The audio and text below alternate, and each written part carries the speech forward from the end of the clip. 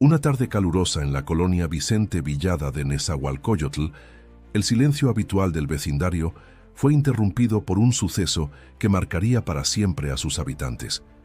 Eran las 5:37 p.m. cuando un automóvil compacto de color gris se estacionó con lentitud sobre la calle Abelardo Rodríguez. El conductor, un hombre de mediana edad, acababa de regresar del trabajo. Bajó del auto sin sospechar que lo estaban esperando. Caminó hacia la cajuela para sacar unos paquetes cuando dos figuras se aproximaron rápidamente desde una esquina. Uno llevaba gorra y el otro sudadera con capucha. El hombre no tuvo tiempo de reaccionar. En segundos fue rodeado, empujado contra el vehículo y golpeado con fuerza en el rostro. Un testigo que observaba desde una ventana se cubrió la boca del susto, pero no gritó. Otro, al otro lado de la calle, dio un paso hacia adelante, pero al reconocer a uno de los agresores, retrocedió. El miedo en Neza a veces pesa más que el instinto de ayudar. Los atacantes, identificados después como Jacob Sebastián N. y Paola Citlali N., sometieron a la víctima con brutalidad. Mientras él luchaba por liberarse, ella sacó un arma corta de su bolso y le apuntó directo al estómago. No dijo nada. Solo movió la cabeza en señal de advertencia. El hombre, aturdido y sangrando, fue empujado dentro de otro vehículo, esta vez un sedán negro sin placas visibles. El auto arrancó a toda velocidad y se perdió en las calles del municipio, dejando atrás un silencio aún más denso que el habitual. No olvides suscribirte a este canal si quieres conocer más historias reales que revelan los rostros ocultos del crimen y la justicia en México. Tu apoyo nos permite seguir investigando y compartiendo lo que muchos prefieren callar. La familia de la víctima, alarmada por su repentina desaparición, comenzó a buscarlo esa misma noche. Su esposa llamó a su celular varias veces, sin respuesta. Al día siguiente, acudió al Ministerio Público para reportarlo como desaparecido. Sin embargo, como suele pasar en muchos casos, no hubo reacción inmediata. Se abrió una carpeta de investigación, sí, pero con lentitud, casi con desgano. Las primeras horas, cruciales en estos casos, pasaron entre papeleos y excusas burocráticas. En casa la angustia crecía. El hijo menor preguntaba por su papá. La esposa no podía dormir, llamaba a hospitales, delegaciones, amigos, conocidos, nadie sabía nada. En redes sociales comenzaron a circular publicaciones con su foto y una breve descripción. Desaparecido en Nezahualcóyotl, visto por última vez en la calle Abelardo Rodríguez. Los días pasaban. La esperanza, como una vela en el viento, comenzaba a temblar. En el barrio algunos vecinos sabían lo que había pasado, pero preferían guardar silencio. Otros simplemente no querían meterse en problemas. La colonia Vicente Villada no es ajena a la violencia. Los rumores se esparcían rápido, pero las denuncias no. El miedo era un muro invisible que mantenía a todos dentro de sus casas y fuera de cualquier complicación. Mientras tanto, Jacob y Paola seguían su rutina con aparente normalidad. Él salía temprano y regresaba por las noches. Ella se encargaba de las compras y de mantener una apariencia tranquila. Pero puertas adentro, ocultaban un secreto macabro. No era la primera vez que usaban la excusa de una deuda para acercarse a alguien. Su modus operandi era claro: intimidar, someter, desaparecer. Esta vez, sin embargo, habían ido demasiado lejos. Los días se convirtieron en semanas. Y con cada día que pasaba, el rastro del hombre desaparecido se hacía más borroso. Sin embargo, una pista inesperada estaba a punto de cambiar el rumbo del caso. Una cámara de seguridad instalada por un vecino grabó parte del secuestro. El video no era claro, pero permitía ver el forcejeo y la presencia del sedán negro. Con esa evidencia, la familia volvió a insistir ante las autoridades, exigiendo acción inmediata. Fue entonces cuando el caso llegó a manos de un equipo de inteligencia de alto nivel, especializado en desapariciones y operativos contra el crimen organizado. Al frente, una figura ya conocida por su firmeza y resultados, Omar García Harfuch. Al recibir el informe preliminar y revisar las imágenes, Harfuch no dudó. Sabía que ese caso no era uno más. Algo en el perfil de los agresores y en la brutalidad del acto indicaba que estaban ante algo mucho más profundo que un simple ajuste de cuentas. Sin perder tiempo dio la orden: investigar a fondo sin restricciones. El operativo comenzaba. Y con él también una cuenta regresiva para que la verdad saliera a la luz. Omar García Harfuch no era ajeno a las calles de Nezahualcóyotl. Había caminado por ellas como parte de operativos anteriores y conocía bien los patrones delictivos que allí se repetían. Cuando recibió el expediente del caso, algo en los detalles llamó su atención de inmediato. La precisión con la que los agresores actuaron, la elección del lugar y el momento, el silencio de los testigos. Era evidente que no se trataba de un crimen improvisado. Ordenó que su unidad especializada analizara las grabaciones disponibles y se centraran en los movimientos del sedán negro identificado por la familia. A través del sistema de videovigilancia del municipio y cámaras privadas, se trazó un mapa aproximado del recorrido del vehículo. El auto, tras salir de la calle Abelardo Rodríguez, fue visto en la avenida Pantitlán, luego giró hacia la México Texcoco y finalmente desapareció cerca de la Colonia México. Esa área, conocida por su complejidad social, ya había sido objeto de investigaciones anteriores. Harfuch envió a un equipo encubierto para rastrear cualquier actividad sospechosa. Fue allí, en un terreno baldío rodeado por casas en construcción, donde se descubrió el cuerpo sin vida de la víctima. Estaba semienterrado, con signos evidentes de violencia. El hallazgo sacudió al equipo. Ya no era una desaparición. Ahora se trataba de un secuestro con desenlace fatal.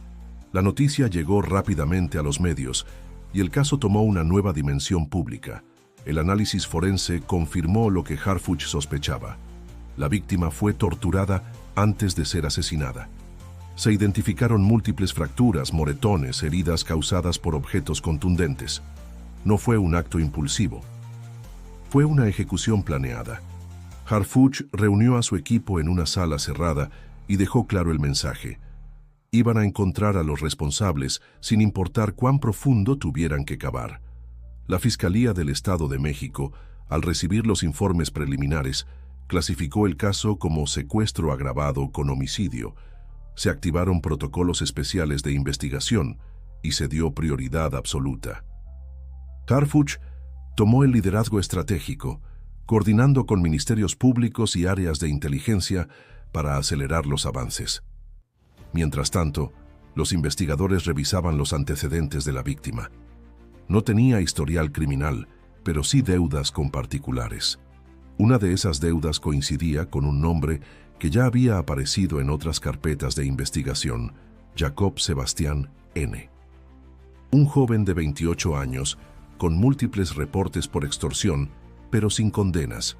A su lado, su pareja sentimental, Paola Citlali N., había sido mencionada como cómplice en varios incidentes similares, aunque siempre lograban evadir la justicia por falta de pruebas sólidas.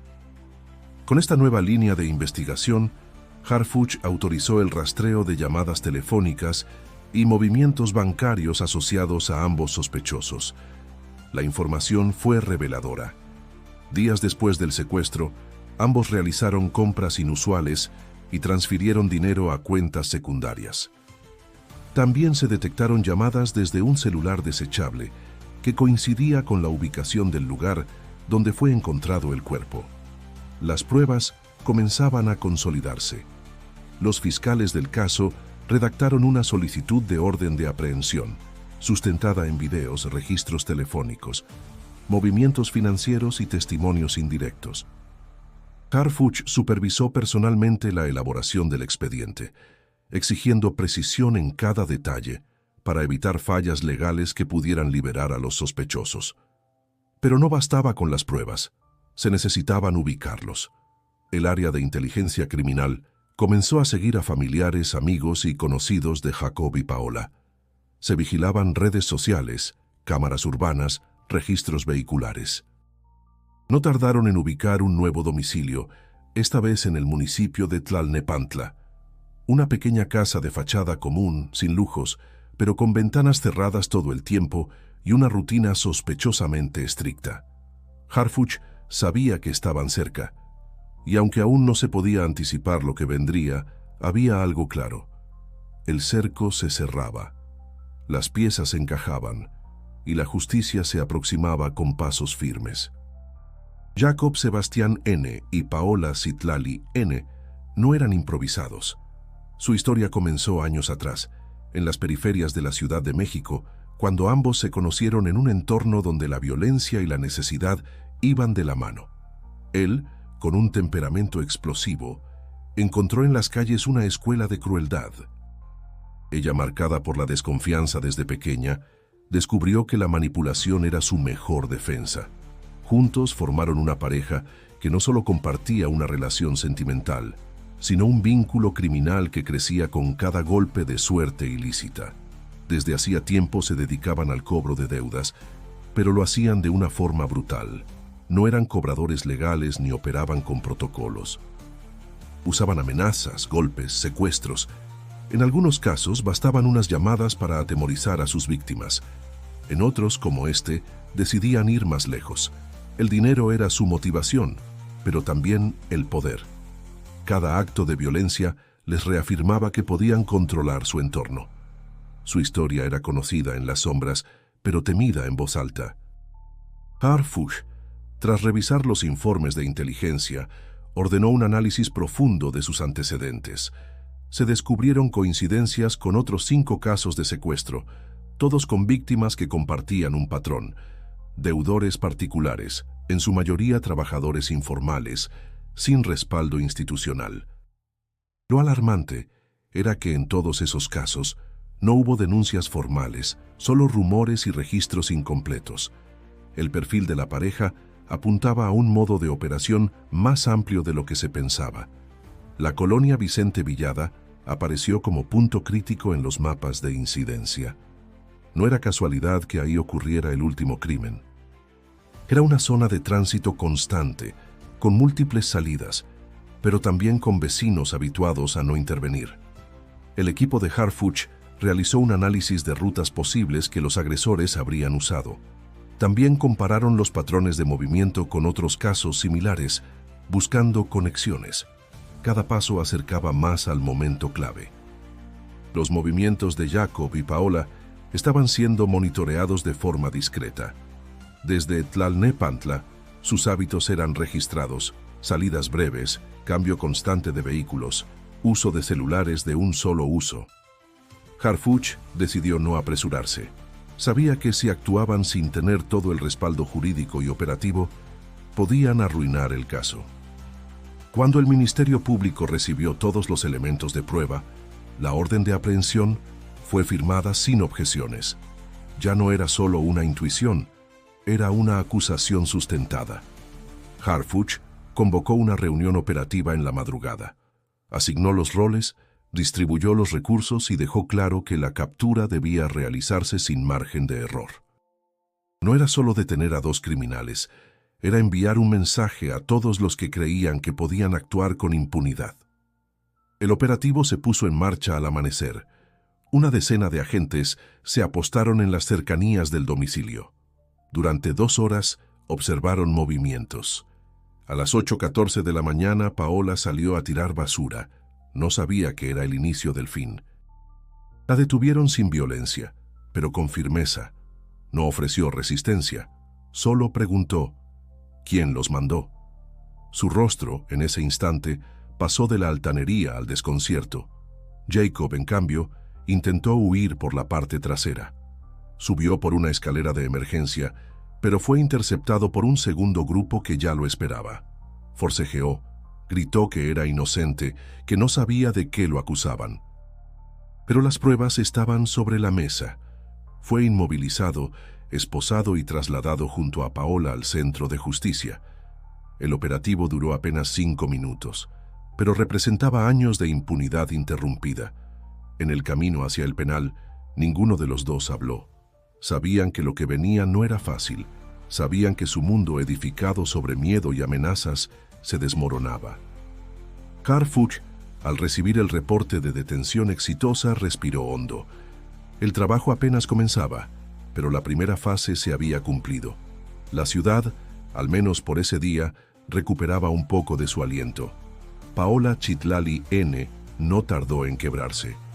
Durante las primeras horas en custodia se mostró fría, distante. Pero cuando fue llevada al primer interrogatorio formal y le informaron las pruebas en su contra, su fachada comenzó a resquebrajarse. Frente a los fiscales, su voz tembló por primera vez. Intentó desligarse, culpó a Jacob, afirmó que ella solo lo acompañaba, que no sabía lo que él haría. Pero a medida que avanzaban las preguntas, las contradicciones surgían, y con ellas, la verdad se abría paso. El equipo de Harfuch supervisaba cada parte del proceso. Sabían que ese era el momento para obtener más que una confesión. Necesitaban entender el patrón detrás del crimen. Paola, entre lágrimas, confesó que todo comenzó como un cobro, que sabían de la deuda de la víctima gracias a un conocido que se dedicaba a prestar dinero a altos intereses. Pero cuando él se negó a pagar, decidieron tomar el control. Fue idea de Jacob, insistió. Él dijo que si lo asustábamos, pagaría. Pero las cosas se salieron de control.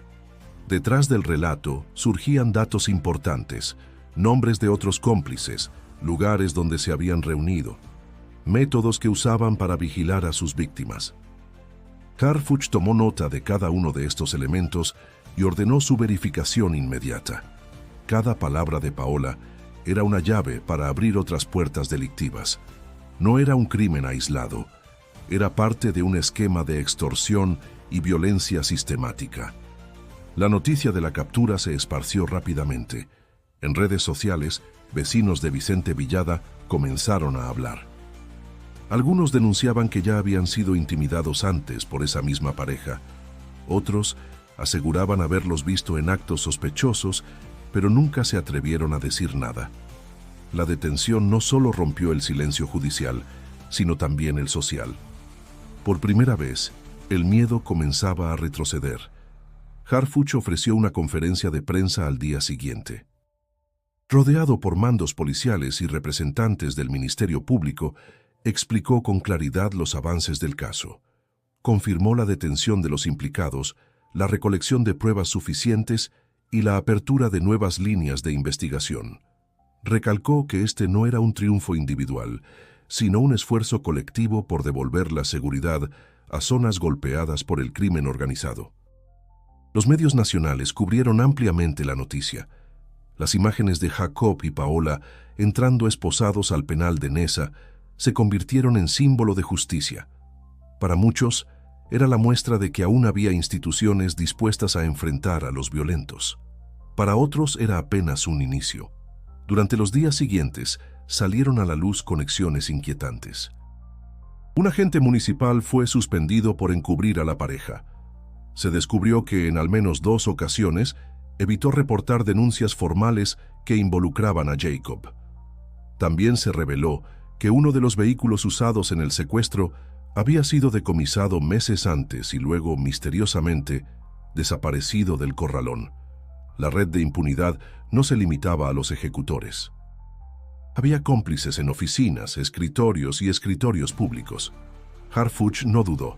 Inició una depuración interna, solicitó auditorías, rotación de mandos y ofreció protección a los testigos que se atrevieran a declarar. Su postura fue clara. Ningún funcionario encubridor iba a quedar impune. La confianza de la gente solo se reconstruye con hechos. En Nezahualcóyotl, las cosas comenzaron a cambiar. La comunidad organizó reuniones vecinales, se instalaron nuevas cámaras de seguridad, se fortaleció el patrullaje. Pero sobre todo, la gente empezó a hablar.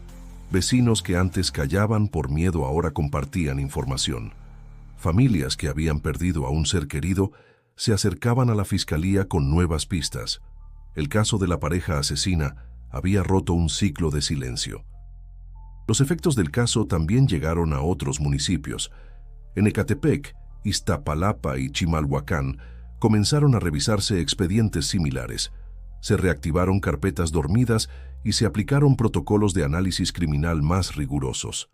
La captura de Jacob y Paola no solo cerraba una herida en Neza, habría una posibilidad de justicia para muchas otras víctimas. Y aunque la lucha no estaba terminada, el mensaje era claro. Cuando la autoridad actúa con decisión, el miedo pierde poder. Harfuch lo sabía. Por eso, mientras el país hablaba del caso, él ya pensaba en los pasos que vendrían después. El juez no tardó en dictar prisión preventiva para Jacob Sebastián N. y Paola Citlali N. La audiencia inicial se desarrolló bajo estrictas medidas de seguridad. Los fiscales presentaron una carpeta de investigación sólida, respaldada por peritajes, declaraciones, videos y evidencia financiera. Los abogados defensores intentaron minimizar los hechos, alegando exceso de fuerza y supuesta manipulación emocional por parte de Paola. Pero los elementos eran contundentes. No había espacio para la duda.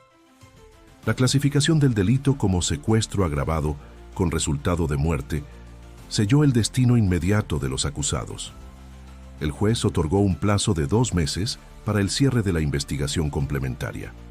Ambos permanecerían recluidos en el centro penitenciario y de reinserción social de Nezahualcóyotl. La resolución fue recibida con alivio por la familia de la víctima, que por fin veía un gesto firme del sistema judicial.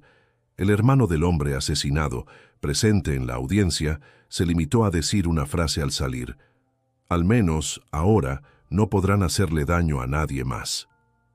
Esa frase, dicha sin rabia pero con profunda tristeza, reflejaba el sentir de quienes habían esperado justicia entre la oscuridad de la incertidumbre. Porque aunque el dolor seguía ahí, había una certeza que les daba algo de paz. Los culpables ya no estaban en las calles. La historia trascendió. En universidades, medios y foros de derechos humanos se empezó a hablar del caso Neza como un parteaguas en la manera de abordar delitos de alto impacto en zonas urbanas. Se promovieron reformas en el protocolo de atención temprana para desapariciones. Se fortalecieron redes de vecinos vigilantes. Y se propuso un programa piloto de intervención comunitaria liderado por fuerzas de seguridad civil. Harfuch, fiel a su estilo, evitó protagonismos, pero sí permitió que su equipo compartiera la metodología del caso como ejemplo de coordinación eficaz entre inteligencia, fiscalía y operativos tácticos. Lo importante no es la medalla, dijo en una entrevista breve. Lo importante es que no vuelva a pasar. Sin embargo, cuando parecía que todo estaba cerrado, una nueva pista llegó al escritorio del fiscal. Durante el análisis de los celulares incautados, se detectaron conversaciones con un tercer individuo, un nombre que hasta ese momento no había aparecido en la carpeta. Un prestamista con antecedentes penales, residente de la zona oriente de la capital. El contenido de los mensajes sugería que él no solo facilitaba información sobre las víctimas, sino que coordinaba los cobros violentos desde las sombras. Harfuch fue notificado de inmediato. Ordenó el seguimiento silencioso del nuevo sospechoso. Sabía que este giro no solo confirmaba lo que ya sospechaban, sino que abría la puerta a una red más amplia. El caso no estaba terminado. Pero ahora contaban con algo más que pistas. Tenían impulso, voluntad política y la confianza de una ciudadanía que empezaba a creer nuevamente en la justicia. Mientras la investigación se extendía, la familia de la víctima organizó una misa en su memoria. No fue un acto público, ni hubo cámaras. Solo estuvieron sus seres queridos y algunos vecinos que ahora, después de todo, se atrevían a acompañar sin miedo. En medio del rezo, una vecina mayor se acercó a la viuda y le dijo en voz baja: «Gracias por no rendirse. Si usted no hubiera insistido, seguiríamos callados». Esa frase quedó grabada en la memoria de todos, porque este caso no solo marcó una detención. Cambió la forma de mirar el miedo. Recordó a muchos que la verdad, incluso en medio del horror, puede abrir caminos de justicia. Y aunque el crimen no se puede deshacer y la pérdida permanece, hay algo que sí puede construirse sobre las ruinas: dignidad, memoria, reparación. Harfuch lo entiende. Por eso, cuando al final del expediente escribió su último informe, cerró con una frase que, para él, resume todo el esfuerzo: que el silencio nunca vuelva a ser la única respuesta. Si esta historia te conmovió, suscríbete al canal. Aquí compartimos los casos más impactantes que marcan la lucha contra la impunidad en México, y no olvides hacer clic en el siguiente video que aparece en pantalla. Hay muchas más historias que necesitas conocer para entender el país en el que vivimos.